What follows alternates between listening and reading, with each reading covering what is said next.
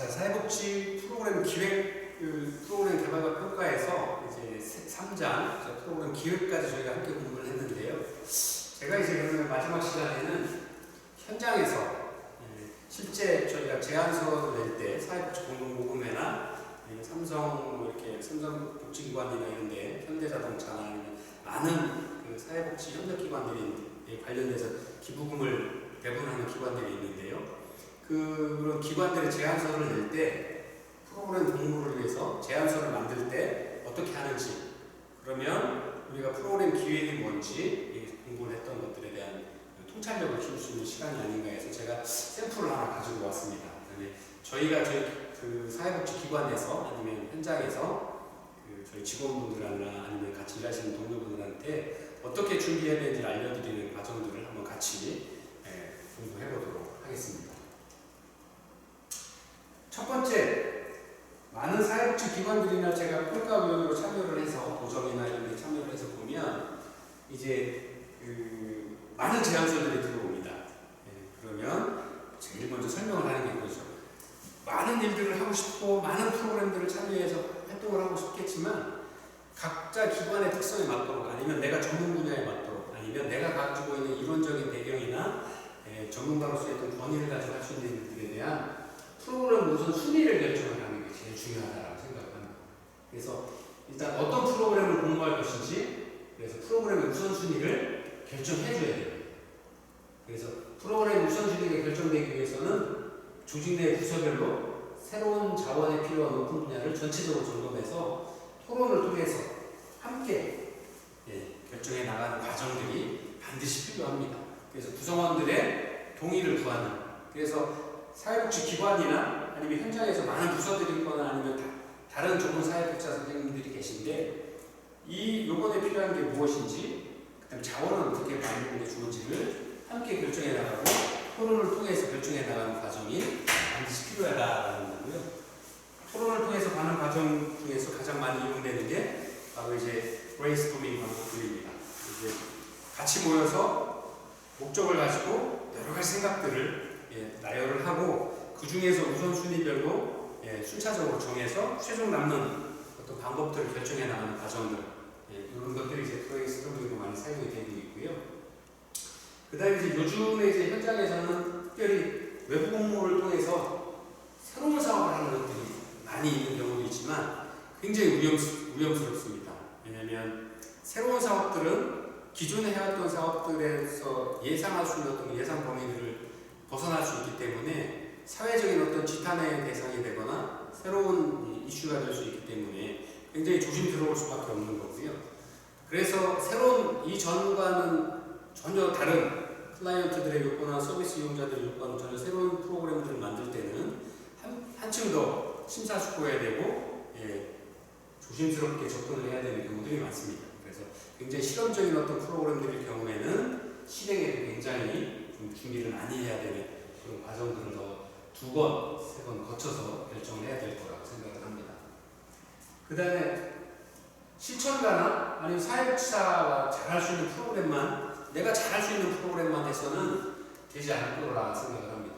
무엇보다 중요한 것은 지역사회에서 아니면 클라이언트나 아니면 서비스 이용자가 요구하는 어떤 그런 프로그램들을 맞춰나갈 수 있어야 된다는 거죠.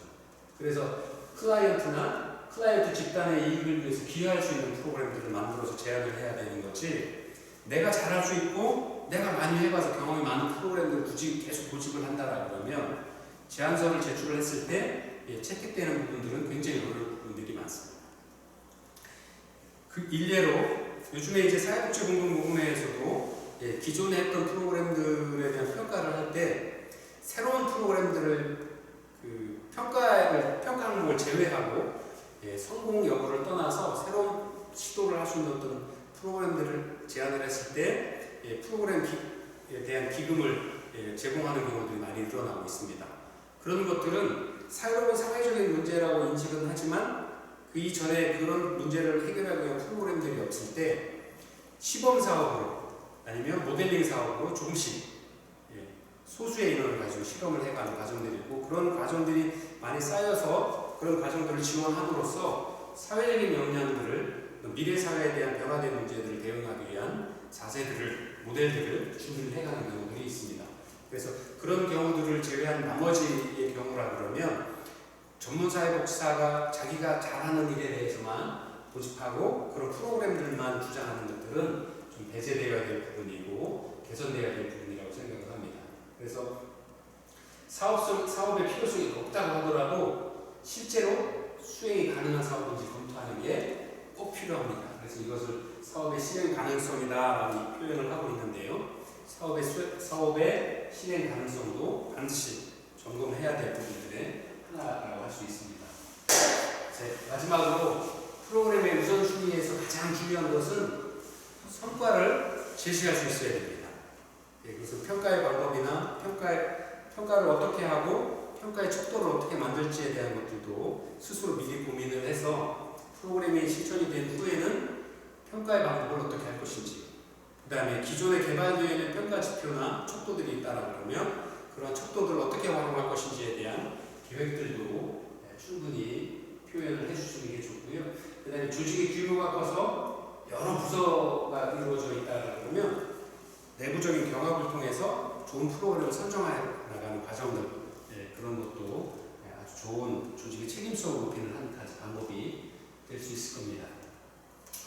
자, 그래서 공모대상 기관을 결정하는 기관들이 이제 굉장히 많습니다. 보시는 것처럼 사회복지 공동모금회, 삼성복지재단, 아산사회복지재단, 현대자동차, 아름다운 재단, 바보의 나눔, 초록우산 어린이재단, 다들 이제 이름을 들어볼 만한 재단들이 많은데요. 천안에서도 지원을 하실 수 있는 게 삼성복지재단이 가능하시고 사회복지공동모금회, 그 다음에 현대자동차, 그 다음에 천안에도 이제 아름다운 가게에 있는 아름다운 재단, 그 사회복지 공동모금회에서 하는 것처럼 제안서를 제안을 해서 프로그램 공모 사업을 진행을 해 나갈 수 있습니다. 그 다음에 충남도나 천안시 각 지자체별이나 동사무소에서도 소규모 프로젝트들을 제안을 많이 받고 있고요.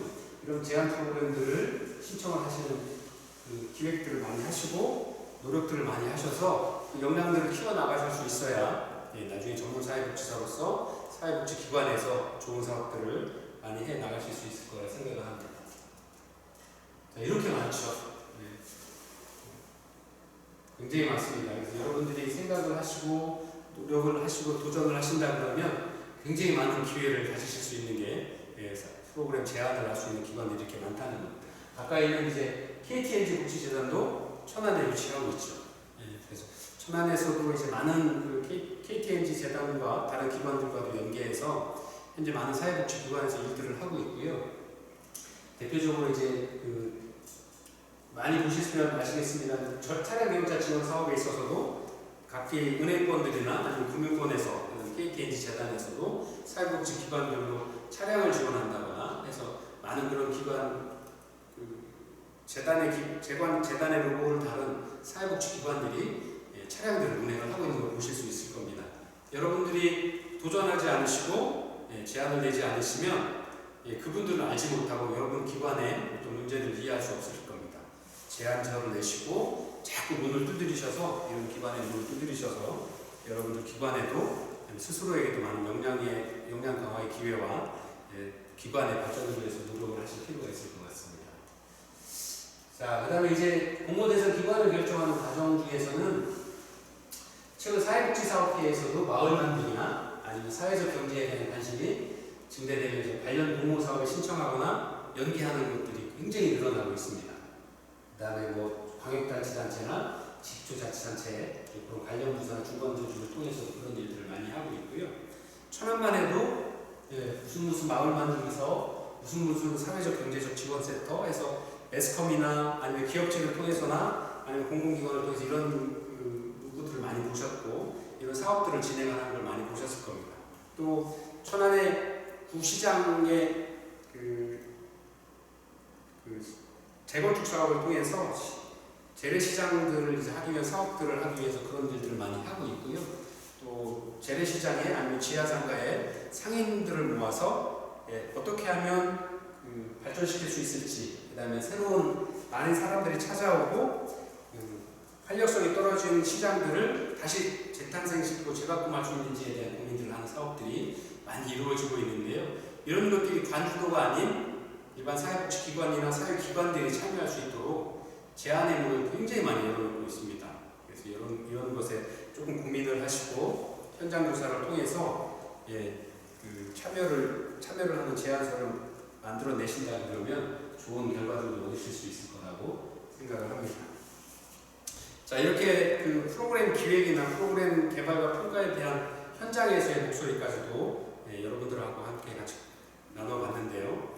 문제는 프로그램 기획이라는 것을 왜 하는지, 그 다음에 그 기획 과정들을 거쳐서 얻고자 하는 게 무엇인지, 그 다음에 제안을 통해서 우리가 어떻게 사회복지기관이 자랄 수 있고 전문사회복지사로서의 역량을 키워나갈 수 있는지에 대한 부분들을 함께 공부를 했습니다.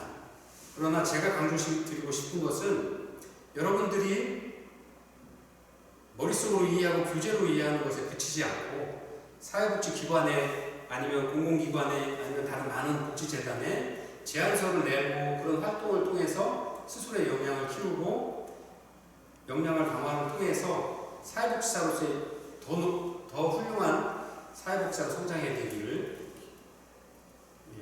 바라고 있습니다. 그래서 여러분들이 많은 도전과 실패하더라도 실패 자리에 서지 마시고 제3 또 제사 두드리고 제안서를 내셔서 그런 기획 능력도 키우시고 그런 사회복지의 어떤 시각과 전문 사회복지의 역량을 높여나가는 계기가 되기를 희망합니다.